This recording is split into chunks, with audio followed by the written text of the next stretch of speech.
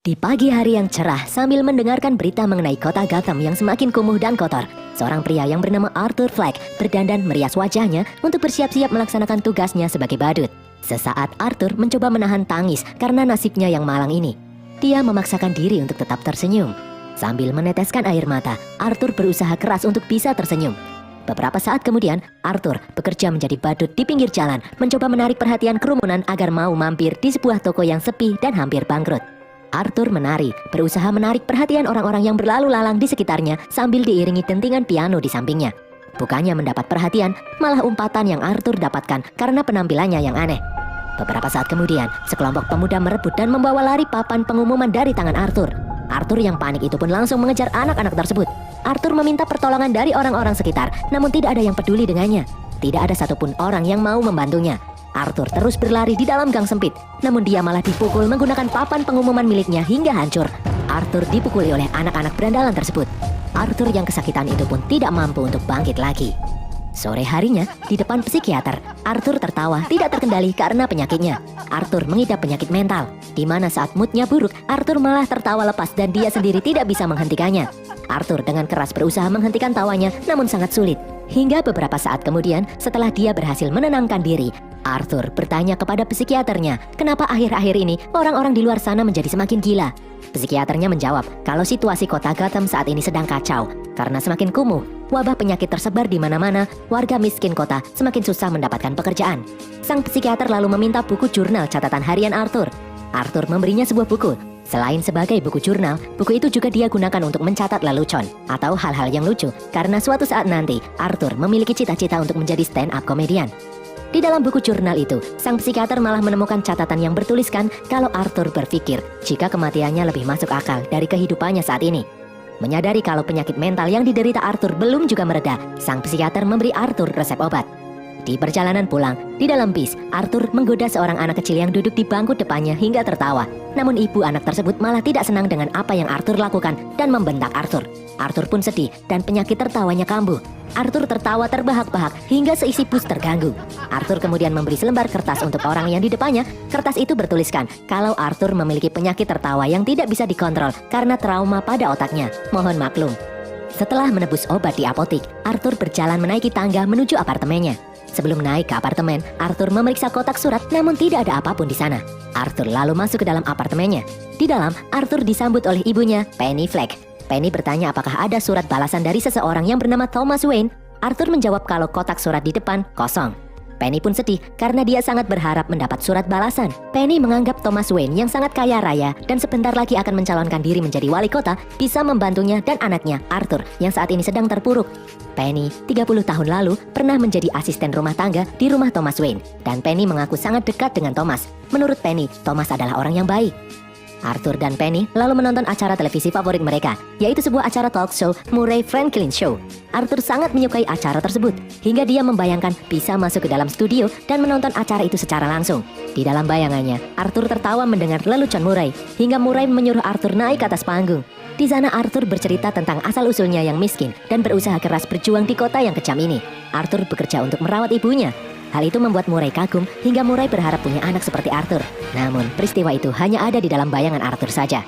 Pagi harinya, di tempat kerja, saat Arthur sedang meregangkan sepatu badutnya, salah satu rekannya yang bernama Randall mendengar info kalau Arthur kemarin dipukuli oleh anak-anak nakal. Karena kasihan, Randall menjual sepucuk pistol dan beberapa peluru kepada Arthur untuk membela diri. Arthur awalnya menolak, namun Randall memaksa Arthur untuk menyimpannya sebagai alat membela diri. Randall berkata jika Arthur tidak punya uang, bayarnya nanti saja, gampang. Teman Arthur yang bernama Gary lalu muncul dan memberitahu Arthur kalau Arthur dicari oleh bosnya. Arthur pun berjalan memasuki ruangan bosnya. Di dalam ruangan itu, sang bos langsung memarahi Arthur karena kemarin meninggalkan pekerjaan sebelum selesai. Bosnya marah. Arthur mencoba menjelaskan kalau dia habis dipukuli, namun bosnya tidak peduli. Bosnya malah menyuruh Arthur mengganti papan pengumuman yang rusak. Arthur yang kesal memukul-mukul bak sampah di belakang gedung. Arthur berjalan dengan lesu menuju apartemen. Arthur memeriksa kotak surat yang masih saja kosong. Di dalam lift, Arthur bertemu dengan seorang wanita yang bernama Sophie dan putrinya yang masih kecil. Sophie memberi isyarat pada Arthur mencoba berkomunikasi karena anaknya yang cerewet. Arthur hanya tersenyum melihat tingkah Sophie. Di dalam apartemen, Arthur mengurusi ibunya yang sudah tua. Penny Fleck masih saja membahas mengenai Thomas Wayne yang bisa membantunya, tetapi kenapa dia tidak kunjung membalas suratnya. Di malam hari, sambil nonton TV, Arthur bermain-main dengan pistol miliknya. Arthur menari-nari, dan tiba-tiba pistol itu menembak tanpa disengaja. Arthur pun panik. Beruntung tidak ada orang yang curiga. Pagi harinya, Arthur mengikuti Sophie kemanapun dia pergi. Arthur mengikuti Sophie yang masuk ke dalam bank. Sesaat Arthur ingin ikut masuk juga, namun dia mengurungkan niatnya. Arthur kemudian pergi menuju sebuah bar yang mempertunjukkan aksi stand-up komedi amatir. Di sana Arthur meneliti bahwa lelucon yang orang sukai adalah lelucon dewasa, di mana Arthur sendiri tidak menemukan kelucuan di dalamnya. Di dalam rumah, Arthur menulis di dalam jurnalnya, bagian terburuk dari sakit mental adalah orang-orang memaksa penderitanya untuk berpura-pura tidak memiliki penyakit mental. Beberapa saat kemudian, terdengar suara bel pintu.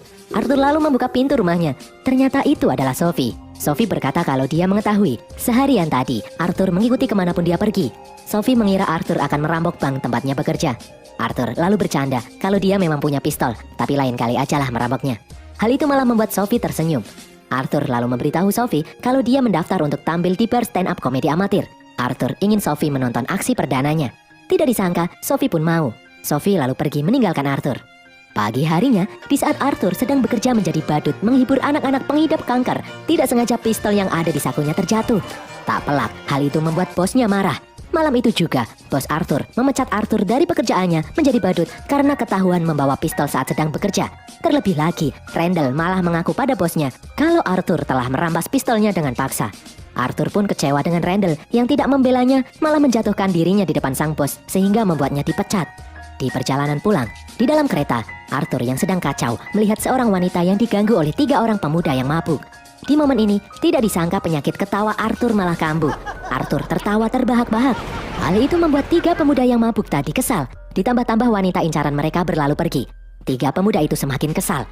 Mereka mengira Arthur menertawakan aksi mereka. Arthur mencoba memberi penjelasan kalau dia memiliki penyakit tertawa, namun 3 pemuda itu tidak peduli. Mereka memukuli Arthur bertubi-tubi hingga tumbang. Arthur kemudian menembak 2 pemuda itu hingga tewas. 1 orang berhasil lolos. Arthur pun mengejar orang tersebut. Setelah kereta berhenti, Arthur mengikuti pria itu dan menembaknya dari belakang. Arthur menembaknya berkali-kali hingga tewas. Arthur kemudian berlari menuju apartemen. Setelah sampai di dalam, tiba-tiba Arthur merasakan sesuatu. Arthur tidak pernah merasakan hal ini sebelumnya. Arthur merasa bahagia. Dia menari-nari tidak jelas. Arthur kemudian memasuki ruangan Sophie dan menciumnya. Pagi harinya, Arthur mengemasi barang-barangnya di tempat kerja. Di sana satu-satunya orang yang peduli dengannya adalah si cebol Carrie. Sementara yang lain malah membuli Arthur soal senjata yang dia bawa, termasuk si Randall.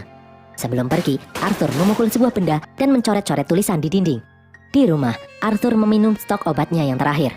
Arthur dan ibunya lalu menonton siaran berita di televisi yang menyiarkan ucapan bela sungkawa Thomas Wayne terhadap 3 karyawan terbaiknya yang terbunuh di kereta malam tadi.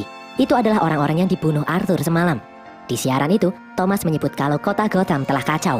Ditambah sosok pembunuh yang memakai riasan badut menunjukkan kalau orang itu iri dengan nasib orang lain yang lebih beruntung, namun terlalu takut menunjukkan wajah aslinya. Menurut Thomas, orang-orang pinggiran itu tidak ubahnya seperti sosok badut. Siang harinya, Arthur menemui psikiaternya untuk konsultasi lagi. Tidak disangka, sang psikiater berkata bahwa pemerintah menghentikan layanan konsultasi gratis untuk masyarakat miskin, termasuk pasokan obat gratis sudah di-stop. Arthur pun semakin kebingungan. Malam harinya, Arthur bersiap-siap maju di bar stand-up komedi amatir. Dan tibalah waktunya Arthur untuk tampil. Di sana juga ada Sophie di bangku penonton. Di atas panggung, secara tidak diduga, penyakit tawa Arthur kambuh. Dia tidak bisa mengendalikannya. Situasi pun menjadi canggung. Arthur berusaha keras untuk menghentikan tawanya. Setelah mereda, Arthur memberikan joke yang tidak begitu lucu. Namun pada akhirnya Arthur melanjutkan pertunjukan dengan santai. Pulangnya, Arthur dan Sophie pun jalan. Di sana Arthur melihat beberapa orang menggunakan topeng badut. Arthur tersenyum melihatnya. Arthur dan Sophie melanjutkan untuk makan malam bersama. Sesampainya di rumah, Arthur membantu ibunya menuju kamar untuk istirahat. Penny memberi Arthur sepucuk surat untuk dikirimkan pada Thomas Wayne. Arthur yang penasaran membaca isi surat itu. Di sana tertulis kalau ibunya memiliki hubungan spesial dengan Thomas Wayne dan Penny menyebut kalau Arthur adalah anak Thomas Wayne. Arthur pun shock. Arthur yang marah meminta penjelasan pada ibunya. Penny yang ketakutan berkata jujur kalau dulu dia dan Thomas memang memiliki hubungan. Namun dulu Thomas berkata kalau dia dan Penny yang hanya seorang pembantu berbeda kasta sehingga mereka tidak mungkin bersatu. Siang harinya, Arthur menaiki kereta menuju suatu tempat. Arthur merobek foto Thomas Wayne di surat kabar dan menyimpannya. Arthur kini tiba di kediaman Thomas Wayne. Dari dalam gerbang, seorang bocah menghampirinya. Anak itu bernama Bruce Wayne. Dia adalah anak Thomas Wayne. Di depan Bruce, Arthur melakukan sulap sederhana untuk menghibur Bruce. Bruce pun tersenyum menyukainya. Beberapa saat kemudian, pengawal Bruce yang bernama Alfred datang dan mengusir Arthur. Arthur mengatakan kalau dia adalah anak Penny Fleck dan dia tahu hubungan antara ibunya dan Thomas Wayne dahulu. Alfred dengan marah berkata kalau ibu Arthur berhalusinasi. Alfred menyebut Penny Fleck itu gila. Arthur sempat marah mendengarnya dan mencekik Alfred. Arthur kemudian pergi begitu saja. Sesampainya di depan gedung apartemen, Arthur melihat ibunya yang dibawa menggunakan kasur medis. Arthur yang sedih itu pun mengikutinya menuju rumah sakit. Di depan rumah sakit, Arthur ditemui oleh 2 orang detektif yang bertanya mengenai pembunuhan 3 orang di kereta. Ternyata sebelumnya, mereka bertanya sesuatu pada ibu Arthur dan membuatnya syok hingga tiba-tiba pingsan. Itulah mengapa ibunya dilarikan ke rumah sakit. Detektif itu juga bertanya, apakah Arthur membawa senjata di saat bekerja menghibur anak-anak pengidap stroke? Arthur berkilah kalau itu hanyalah properti aksinya. Dan dia tidak tahu apa-apa mengenai pembunuhan 3 orang di kereta. Arthur kemudian masuk ke dalam rumah sakit meninggalkan 2 detektif itu. Di dalam kamar pasien, Arthur ditemani Sophie menunggu ibunya yang terbaring tidak sadarkan diri. Di ruangan itu, Arthur melihat siaran Murray Franklin Show. Tidak disangka dan tidak diduga, Murray memutar rekaman video amatir mengenai aksi Arthur di klub stand-up komedi amatir. Aksi Arthur yang tidak lucu itu menjadi viral. Arthur pun kaget. Awalnya Arthur senang melihatnya, namun di siaran itu, Murray malah membuat aksi Arthur tersebut sebagai lelucon, dan orang-orang tertawa karenanya. Di dalam kamarnya, dari layar televisi, Arthur melihat sekelompok orang menggunakan topeng badut berdemo di depan rumah Thomas Wayne. Tidak terima karena pernyataannya sebelumnya mengarah pada anggapan kalau orang-orang miskin itu seperti badut. Mereka tidak terima dan menganggap semua orang kaya arogan. Arthur kemudian kepikiran suatu ide. Arthur pergi ke gedung pertunjukan di mana malam itu banyak orang kaya berkumpul, termasuk Thomas Wayne. Terjadi demo besar-besaran di sana. Arthur menyelinap di antara kerumunan orang dan masuk ke dalam gedung lewat pintu belakang. Di dalam, Arthur menyamar sebagai pelayan memasuki ruang pertunjukan. Di sana sedang disetel film mengenai Charlie Chaplin yang sangat lucu. Arthur pun tertawa menyukainya. Arthur kemudian melihat Thomas Wayne yang beranjak dari tempat duduknya. Arthur lalu pergi mengikuti Thomas menuju kamar kecil. Di sana, Arthur menemui Thomas secara langsung. Di depan Thomas, Arthur belak-belakan mengaku kalau dia adalah anak Penny Fleck. Tidak disangka, Thomas malah membentak Arthur, berkata kalau Thomas bukanlah ayah Arthur. Thomas menyebut kalau Arthur adalah anak adopsi saat Penny masih bekerja di kediamannya dulu. Penny Fleck memiliki gangguan mental dan pernah dirawat di rumah sakit jiwa. Hal itulah yang membuat Penny Fleck dipecat. Arthur yang sedih tidak percaya dengan perkataan Thomas. Arthur bertanya kenapa semua orang begitu jahat padanya. Padahal Arthur tidak mengharap apa-apa pada Thomas. Kenapa Thomas malah berkata sesuatu yang menyakitkan padanya? Secara tiba-tiba, penyakit tawa Arthur kambuh. Thomas yang kesal memukul wajah Arthur dan berkata agar Arthur jangan mengganggu Bruce Wayne lagi sambil berlalu. Di dalam rumah, Arthur yang kacau mengeluarkan semua isi kulkas dan kemudian masuk ke dalamnya. Pagi harinya, Arthur mendengar bunyi telepon. Setelah diangkat, ternyata itu adalah telepon dari manajer Murray Franklin Show. Dia ingin Arthur menjadi bintang tamu Murray Franklin Show karena respon penonton saat videonya diputar sangat antusias. Tak pikir panjang, Arthur langsung mengiyakan. Siang harinya, Arthur menaiki bis menuju rumah sakit jiwa Arkham. Di dalam rumah sakit jiwa itu, Arthur menemui bagian arsip. Sang petugas kemudian muncul dengan memegang arsip ibunya, Penny Fleck, yang ternyata memang pernah dirawat di sana 30 tahun lalu. Arthur kemudian merebut arsip itu dan membawanya lari. Di tempat yang aman, Arthur membuka arsip tersebut. Setelah dibuka, Arthur pun terkejut. Di dalamnya tertulis kalau Penny memang pernah dirawat di sana karena menganiaya anak adopsinya.